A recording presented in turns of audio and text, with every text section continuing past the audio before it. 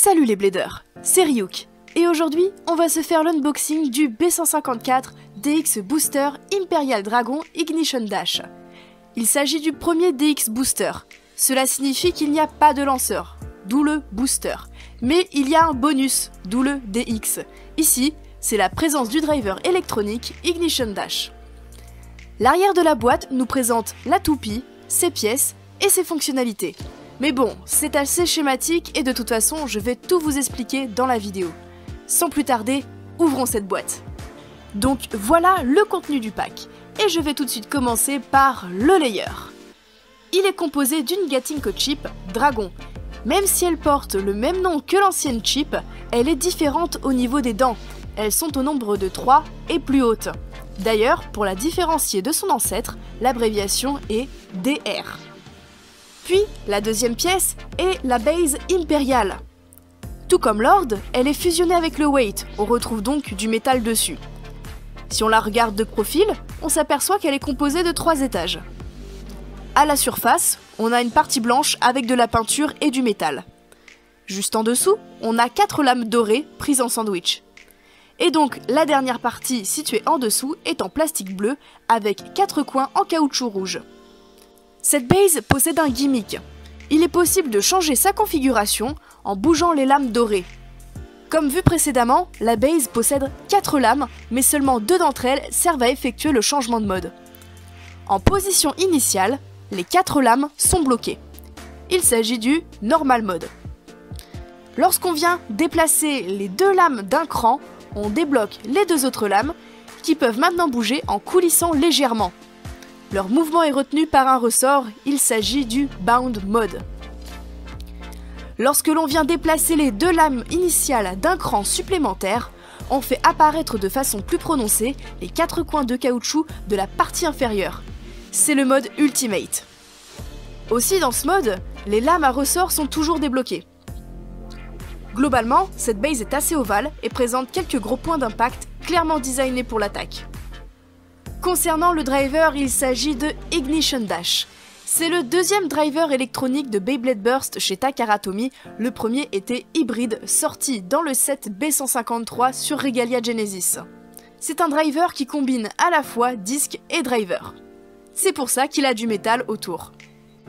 D'ailleurs, pour sa première apparition, Ignition sort en dash, donc avec un ressort assez raide pour limiter le taux de burst. Il est de type attaque. Il présente en dessous un bouton pour l'allumer et l'éteindre, et au-dessus un bouton pour le faire passer en mode rotation droite ou rotation gauche, pour que l'on puisse l'adapter justement aux 2 types de rotation de toupie.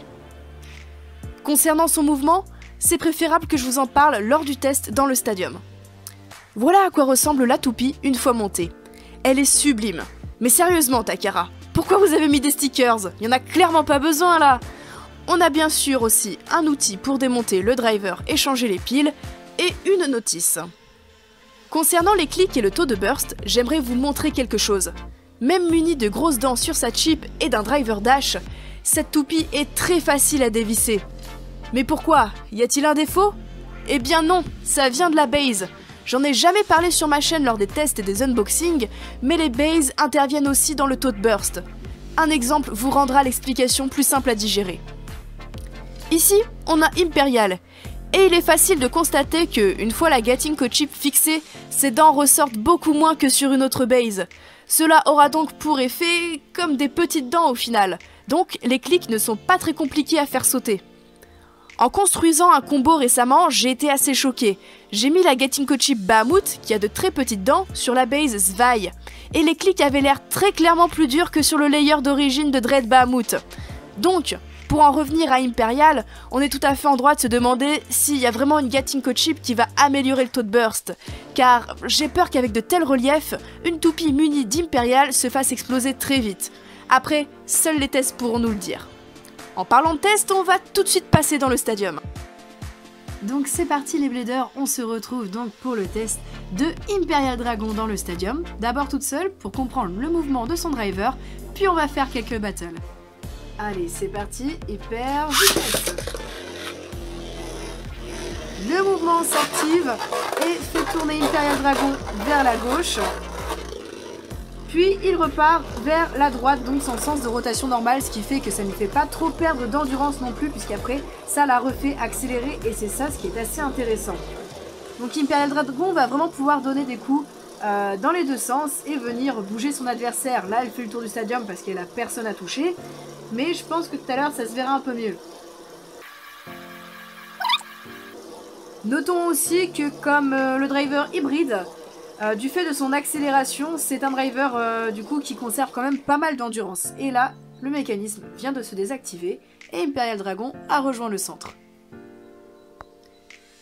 Allez, c'est parti, du coup on va la faire s'affronter contre Regalia Genesis qui elle-même possède aussi un driver de ce type. Hyper vitesse.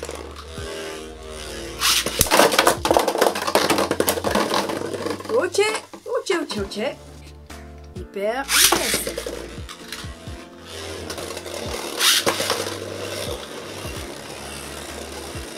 Allez, touchez-vous. Et Imperial Dragon a du mal à démarrer. Ah si, c'est bon. Oh, les coups étaient violents. Les deux toupies accélèrent. Et c'est une victoire d'Imperial Dragon par Burst. Hyper vitesse.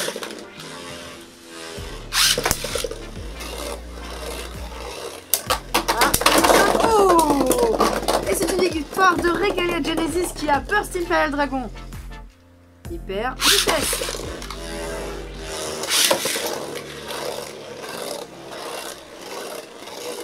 Regalia Genesis a accéléré. Ah, Imperial Dragon commence elle aussi. Oh, victoire de Regalia Genesis. Hyper vitesse.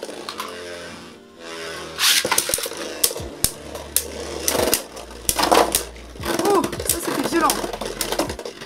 Ah. Les deux toupies commencent à vouloir s'arrêter. Et victoire d'Imperial Dragon. Je vais maintenant faire s'affronter Imperial Dragon contre un petit combo que je viens de faire comme ça, random. Il s'agit de Zwei Bahamut Zenith Quick Dash. Allez, c'est parti. Hyper vitesse.